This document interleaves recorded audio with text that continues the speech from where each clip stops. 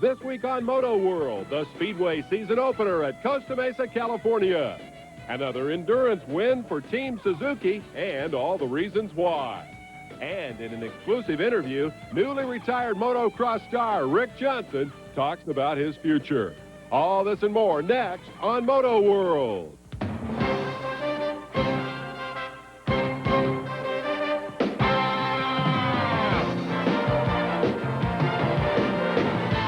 MotoWorld is brought to you by Suzuki. Right now, your Suzuki dealer has the ride you've been waiting for and the financing to get it. Discover today's motorcycling. For the straight facts on motorcycling, call 1-800-833-3995. And by Honda Motorcycles, the leader in on- and off-road fun. Honda, come ride with us.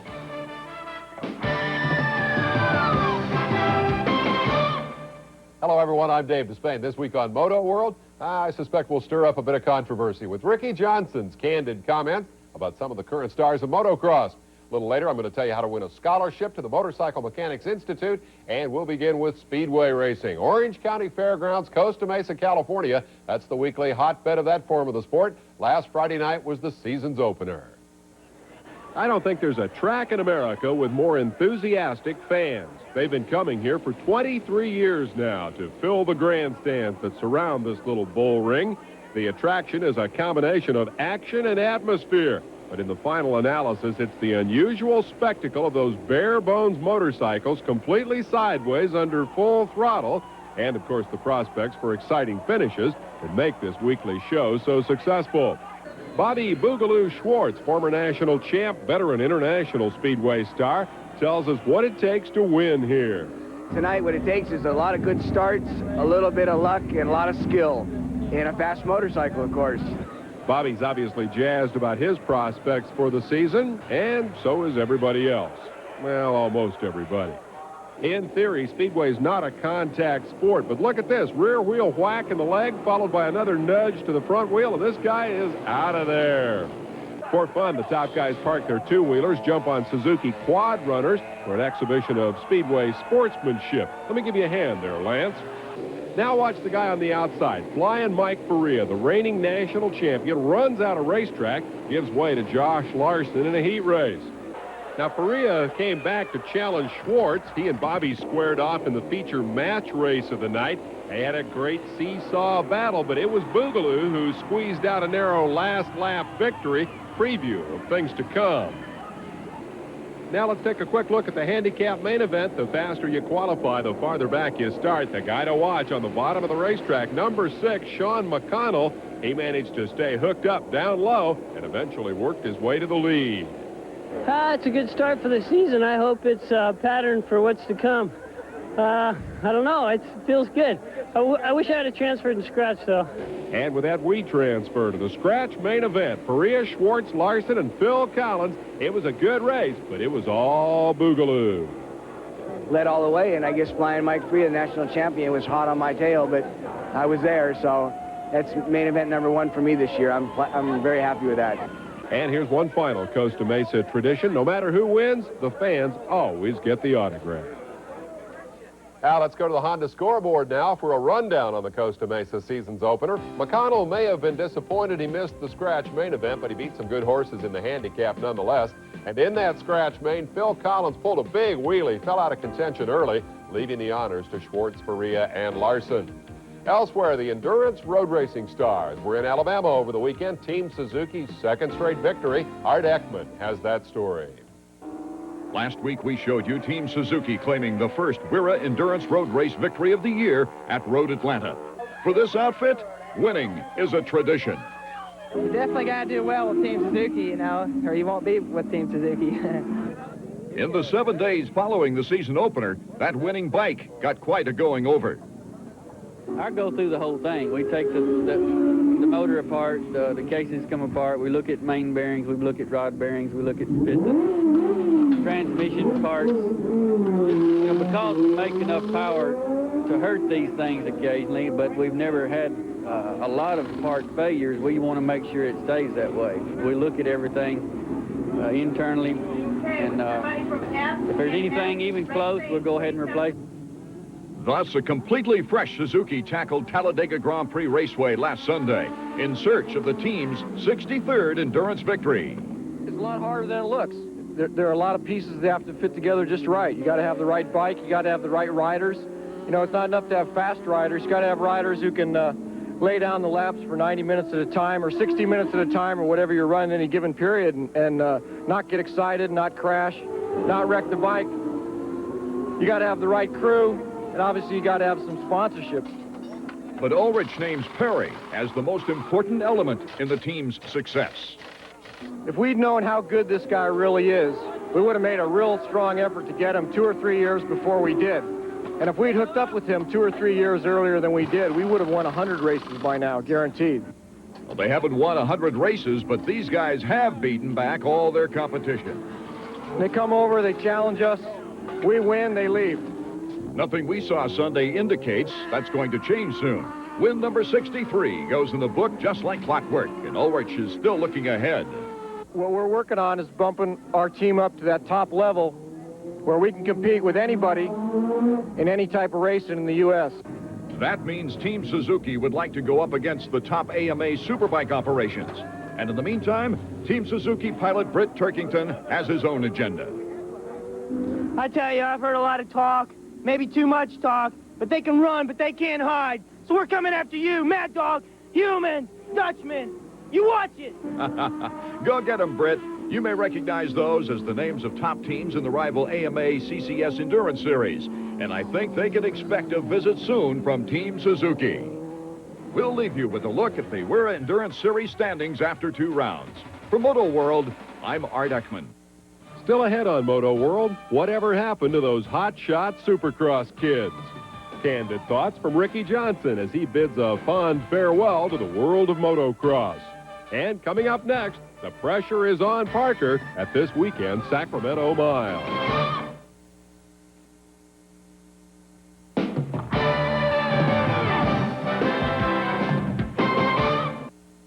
Welcome back. Let's turn to the dirt track wars now. The AMA's Camel Pro Series resumes this weekend on the Mile Oval at Sacramento, California. Chris Larson has the story.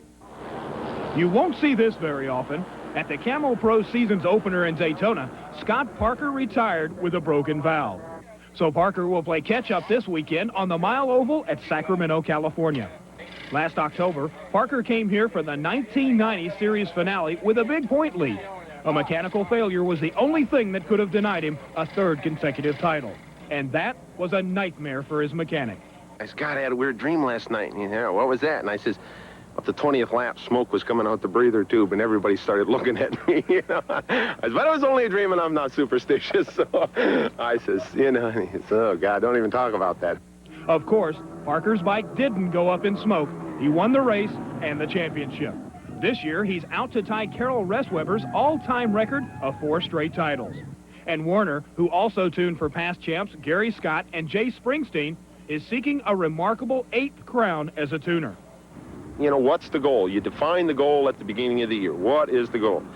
To win the first race, to do good? No, the goal is to win the championship. And then you just move back, well, what's the most important thing? Well, you got to finish every race. You got to finish good in every race. And then you back it up and you prioritize things and think, what's the most important thing? And dependability is the most important thing. Running fast is almost secondary, you know, and what's paramount to lap time speeds? It's corner speeds, you know. So if you take risks anywhere, it's in chassis setups because that's the most productive time-wise anyway. Certainly nobody matches Parker for corner speed, and he's won 18 of the last 21 races on mile tracks. Despite the Daytona disappointment, he's the pre-race favorite this weekend at Sacramento. Standings going into the race show Daytona winner Ronnie Jones and runner-up Chris Carr as the men Parker needs to beat. For MotoWorld, I'm Chris Larson. Thanks, Chris. I'd add Kevin Atherton to the list of people who might give Parker fits this weekend.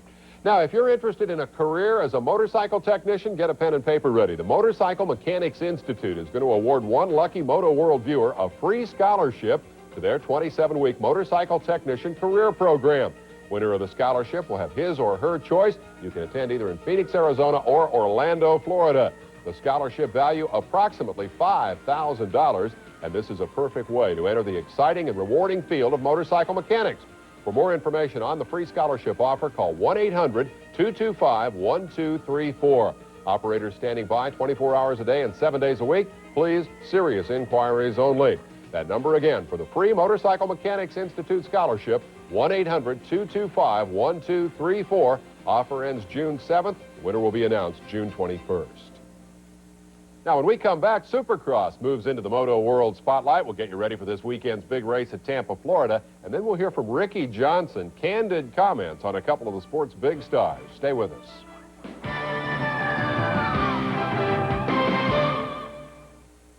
MotoWorld is being brought to you in part by the Motorcycle Mechanics Institute, the only major manufacturer-endorsed motorcycle training institution.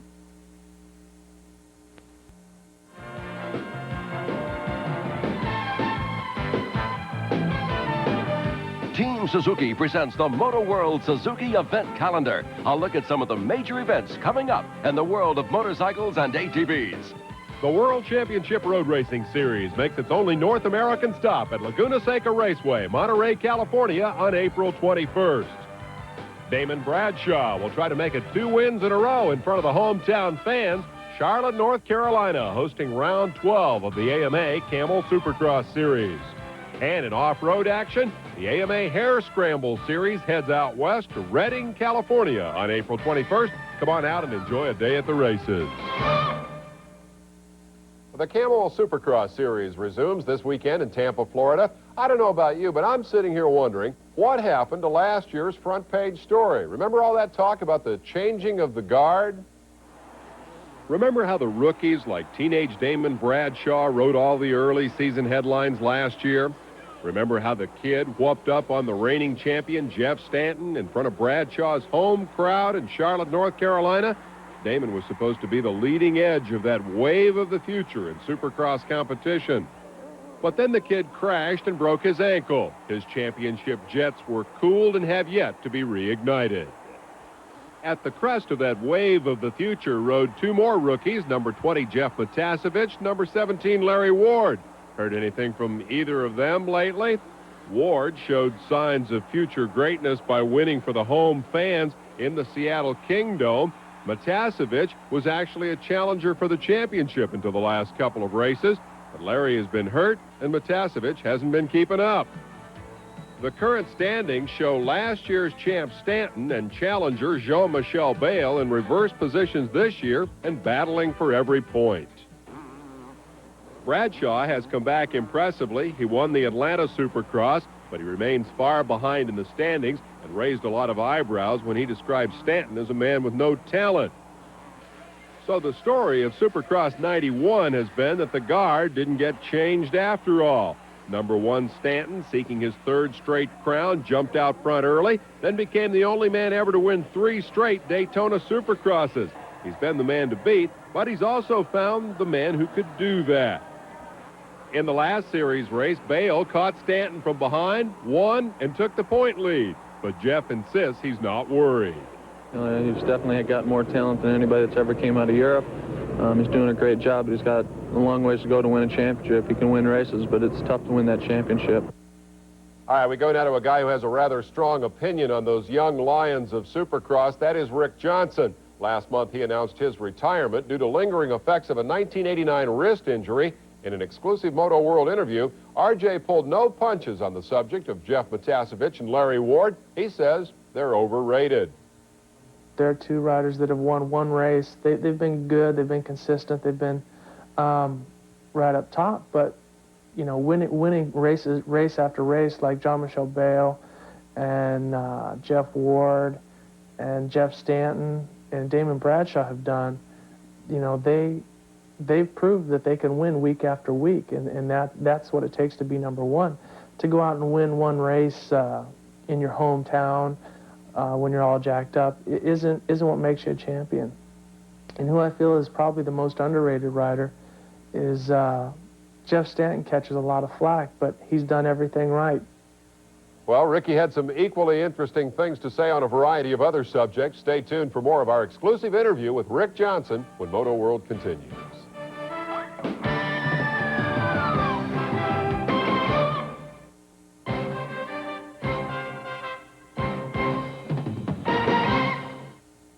last Sunday was Easter. The holiday weekend for a lot of you was the first opportunity to get out and enjoy a spring motorcycle ride. But traditionally, Easter weekend is very slow in terms of motorcycle racing, and that means the MotoWorld editors found themselves with time on their hands. What did they do after they came in from the weekend ride? Well, they immediately dove into their edit booths, grabbed the archives, and started pulling out some of their favorite pictures and music. They put them together, and here's what they had to say.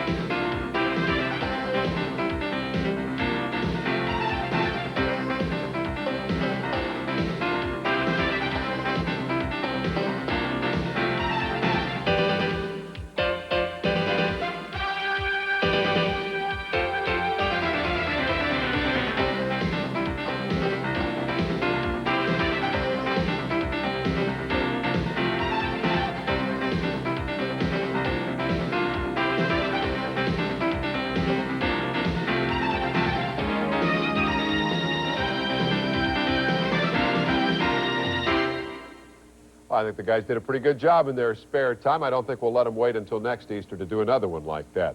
With that, we're about out of time. We're going to leave you today with a quick run through the moto news. Jay Springsteen will race at Sacramento this weekend. His suspension for riding the Daytona 200 with an oversized engine was modified. Jay contended he didn't know the bike was illegal. He is still suspended from road racing, but the dirt track suspension was changed to probation. In England, Doug Poland had the World Superbike Series opener won until his bike broke just 2 laps from the end. England's Terry Reimer took the honors. National Enduro champ Randy Hawkins, sidelined with a broken thumb, returns to action next week in Ohio, while his teammate Kevin Hines will sit out with a hip injury. And road racer Randy Renfro will undergo major reconstructive surgery on his injured hand in a couple of weeks at UCLA Medical Center in Los Angeles. And with that, we are fresh out of time. If you haven't already done it, get on down to your local motorcycle shop, pick up your Top Guns of Motocross. Salute to our Armed Forces Around the World poster. Those are free while they last. And that's a cooperative effort of MotoWorld, the 4 Japanese motocross manufacturers, and ESPN. We're going to be back next week with Sacramento and Tampa highlights, plus drag racing, mini road racing, and a lot more two-wheeled action. Until then, I'm Dave Despain. Thanks for watching. MotoWorld has been brought to you by Suzuki. Right now, your Suzuki dealer has the ride you've been waiting for and the financing to get it. Discover today's motorcycling. For the straight facts on motorcycling, call 1-800-833-3995. And by Honda Motorcycles, the leader in on and off-road fun. Honda, come ride with us.